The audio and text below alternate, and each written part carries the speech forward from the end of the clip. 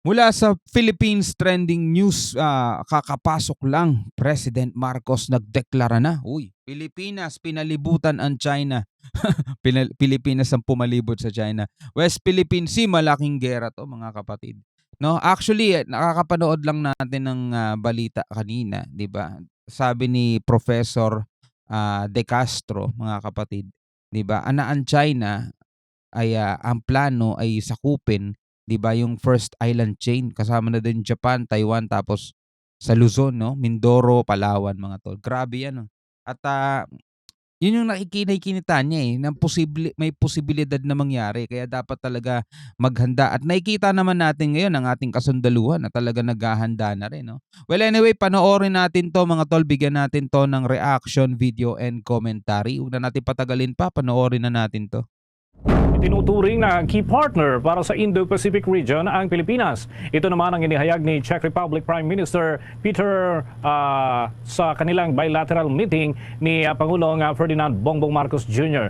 Sa kanilang pulong, muling pinigyang diin ni Prime Minister Fiala kay Pangulong Marcos ang kanilang malakas na commitment sa economic development ng Pilipinas. Sinabi ni Prime Minister Fiala na kanilang kinukonsidera bilang key partner ang Pilipinas sa Indo-Pacific region, kaya mahalaga ang papel nito at kapwa binanggit din ni Pangulong Marcos at ni Prime Minister Fiala na nagbunga ang kanilang foreign trip sa kanilang mga bansa dahil sumang-ayon ito na higit pang tuklasin ang mga larangan ng pagtutulungan na kapakipakinabang sa kanilang mga mamamayan. Pinasalamatan naman ni Pangulong Marcos si Fiala sa commitment nito para sa Pilipinas. Nagkasundo pa ang dalawang bansa na mag-explore para naman sa iba pang areas of cooperation kagaya na lamang ng agriculture, trade and investment, defense and security, labor space, technology at maraming iba pa.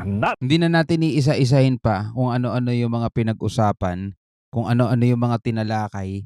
Pero hindi lang si PBBM ang gumagawa ng mga state visit 'no, ginagawa din 'yan ng ibang mga bansa 'no. Partikular mga kapatid, dun sa hindi pa naman superpower na bansa. Kumukuha sila ng investment, kumukuha sila ng suporta, hindi naman pansarili nilang gusto lang nilang pumusyal dun, makita yung iba't ibang mga tanawin. Katulad ng ibinibintang 'no, mga inaakusa na mga ng mga anti-administration mga kapatid, yung mga gustong magpabagsak sa gobyerno natin, 'no. Ang inaakusa kasi kay PBBM puro pasyal lang daw, 'no. So, yung mga naniniwala dun gusto nila talagang pabagsakin yung gobyerno natin, na yun ay napakalinaw 'no. Hindi sila makabayan, hindi sila makamasa, gusto nilang ibagsak yung gobyerno natin kaya sinasabi nila yun. Yung mga puro pasyal na sinasabi nila, nauto kasi sila ng ano nila, Diyos nila mga kapatid, eh. Yung Panginoon nila, nauto sila nun, eh. Kaya ngayon, ang sinasabi nila puro pasyal, puro pasyal, puro pasyal. Hindi tayo pro Marcos mga tol, dun lang tayo sa tama. Lahat ng presidente mga kapatid may kanya-kanyang state visit 'yan. Kasi hindi naman nila puwedeng gawin, tawag na lang sa telepono, dun na lang sila makipag-phone pal, 'di ba? Dun na lang nila pag-usapan yung kung ano-ano man yung mga investment, kung ano-ano man yung mga dapat pag-usapan through phone, through video call, 'di ba?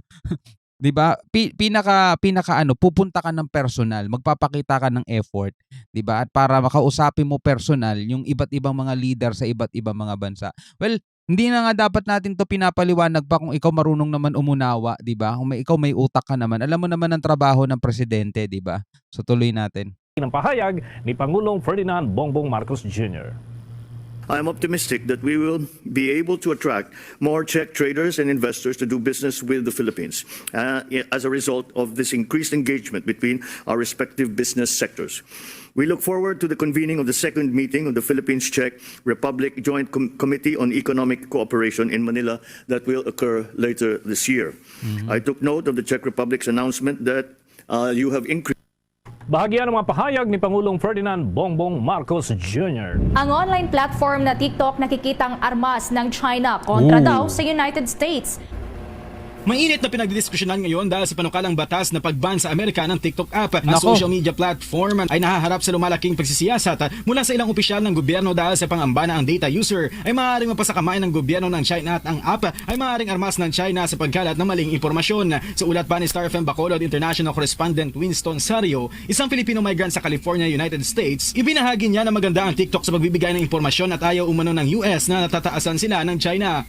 Kung maganda sa Alam niyo mga tol, sa totoo lang 'no, sa totoo lang, ah, hindi ako against diyan. Hindi ako against sa app na 'yan, 'no? Kasi napakaraming natutulungan niyan dito sa Pilipinas, partikular dito sa Pilipinas.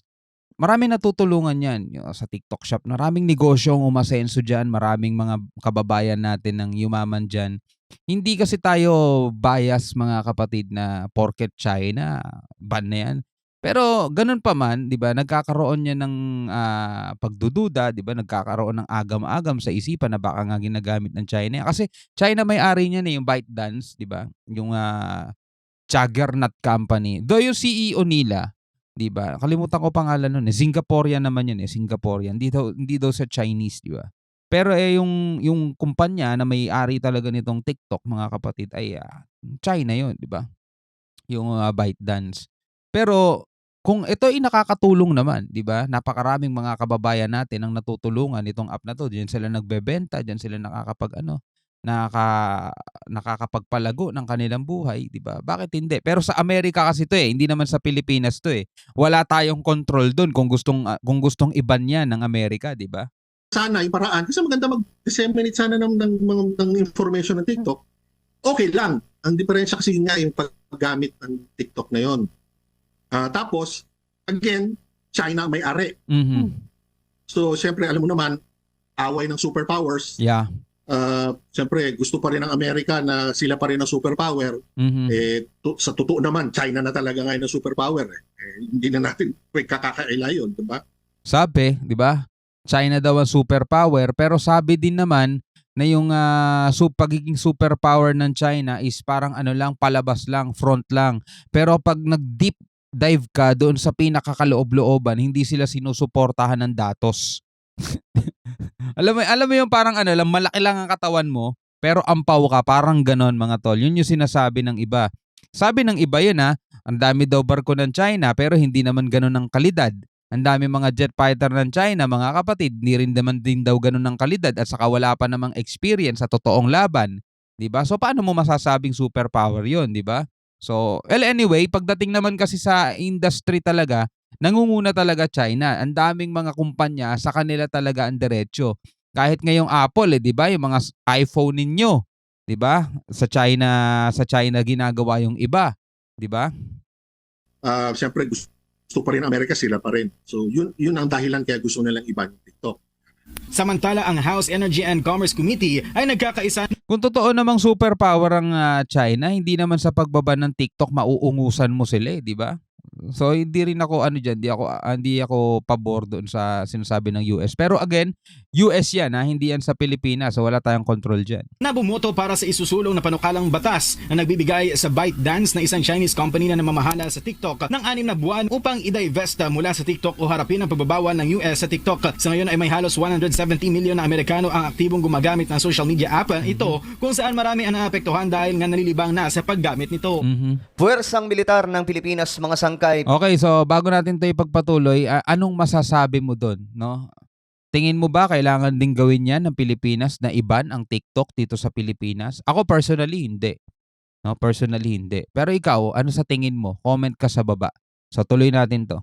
Pinaghahandaan na po ang posibleng pananakop po nitong China at Naku. ngayon, mga sangkay, binabantayan na po ang buong kapuluan ng Pilipinas at ito po ang ating pag-uusapan at aalamin ngayon. So mga sangkay, ito po yung update ngayon, no, na itong Armed Forces of the Philippines nakabantay na po ngayon sa buong area ng Pilipinas dahil nga po sa banta ng pananakop nito pong China. Alam po natin, mga sangkay, na masyado pong tumitindi ang pwersahang ginagawa ngayon ng China dyan sa ating teritoryo at hindi malabo, mga sangkay, na humantong ito papunta po sa kalupaan ng ating bansa. Yun na nga yung ginagawa ng China, mga kapatid, no? Binabraso nila tayo. Yun yung isang term na pwedeng gamitin. Binabraso nila tayo, di ba? Talagang pagdating sa dagat, di ba? Ginagamitan nila tayo ng malalaking barko nila kontra dun sa napakaliit na bangka natin. Bangka lang yun eh. Di ba? Yun ang ginagawa nila. At sabi nga ni Professor Renato De Castro, mga kapatid, ang balak ng China sakupin, di ba, yung first island chain, no? Kasama dun Japan, Taiwan, yung Luzon, Mindoro, Palawan, hanggang sa Borneo daw, mga kapatid. So pag yun ay nangyari, mga kapatid, no, ayun na, alam na natin ang susunod. itong ginagawa ng China. Pag-usapan na po natin itong patungkol po sa ito nga po, posibleng pananakop di umano ito. Ayan. Ano, balita, Ayon po dito, posibleng pananakop. Sinisimulate na daw po ang possible security situation kung may sasakop sa bansa. So, ibig sabihin, naka-alerto na po ang hukbong sandatahan ng Pilipinas because any moment po talaga pwedeng gawin yan ng China. At nakita nyo naman mga sangkay kung ano po ang banta ng China. Hindi lamang po para sa Taiwan, kundi maging sa Pilipinas. Hindi daw po sila magdadalawang isip na gamitin ang kanilang sandatahan, ang puwersa ng China, kung kinakailangan mga sangkay. At yan po yung kanilang pagbabanta ngayon. So ito, tingnan po natin. Hindi na lang banta sa terorismo ang pinaghahandaan ng AFP sa kanilang malakihang formation exercises. Dagdag na rin sa pagsasanay ng mga Army Reservists ang senaryo sakaling sakupin ang Pilipinas ng ibang bansa. Ayan na, mga sangkay. Nakatutok si Ivan Mayrina. Sa isang lalawigang kilala sa pagiging tahimik at payapa, Batanes. pinili ng AFP Northern Luzon Command na magsanay ng 100 residente bilang Army Reservists. Ayan na. So ito po ay sa Bataan, mga sangkay. Batanes Bataan, yan. Tama ba? Wait lang. Batanes. Mula paggamit ng baril hanggang combat skills. Bataan. Batanes. Sa Batanes po ito, mga sangkay. Dito daw po kumuha ng maraming reservist na pinagsasanay kasi syempre malapit po ito sa Taiwan. So just in case napuputok ang digmaan, mga sangkay, makakatulong sila. Sabi nga po ng mga taga doon, mga sangkay, mga kababayan natin, handa silang ipaglaban ng kanilang lupain. Matira matibay. Tinuruan ang ilang taga Batanes. Bagamat nakaharap sa Taiwan, nakairingan pa rin ng China. Gate ng AFP NOLCOM, walang banta sa seguridad at hindi sila i-deploy. Gusto lang ng Defense Department na siguruhin combat ready sila kung kailanganin. Yeah. Dapat lang talaga, mga sangkay, may ganito Nire-ready. kasi sobrang lapit po talaga. Kung hindi po ready sila, mabilis lang po na masasakop yung Batanes Sobra. nitong bilis. China. Kasi baka mamaya yan po ang gawing frontline ng China, mga sangkay, sa mga pag-atake nila. Pero gayon pa man, anong laban ng mga na-train lang ng ilang araw, ilang linggo, ilang buwan, kesa sa ilang dekada nang nagte-training, di ba? At saka may mga malalakas pang kagamitan, di ba? Pero ganun pa man, kailangan pa rin maghanda kaysa naman talaga as in walang kalaban-laban, di ba? Nagagawin sa Taiwan. We need to actually activate yung ating mga reservist nationwide. Kasi in cases of emergency, kailangan ma-upgrade or ma-intensify yung defense posture natin sa norte. Yung pagtitrain natin ng mga reservist is part ng compliance ng ating Philippine Navy. Pero ang mismong Philippine Army, bukod sa dati ng pagtutok sa mga banta ng mga rebelde terorista sa bansa, Ayan na, mga sangkay. nakatuon na rin daw sa senaryo ng pananakop. Ayan na. So, yan po yung sandatahan ng Pilipinas, mga sangkay, na ngayon, ang kanilang sentro, yung seguridad na po ng buong Pilipinas. Grabe, no? Hindi mo akalain kung posibilidad na maulit, no? Yung mga naganap nung WW1, WW2 at yung mga naganap pa nung mga pananakop ng iba't ibang mga dayuhan sa Pilipinas, di ba? Spanish, Japanese, American, di ba? Yung napakarami nating mga guerrilla warriors, mga kababayan natin, mga bayani na nakipaglaban sa kanila noong mga panahon na yon. Though mahina ang Pilipinas, mga tol, pero makikita mo talaga kung gaano katatapang ang mga Pilipino, di ba? Ngayon, meron tayong kahit papaano kapabilidad na pumalag, di ba?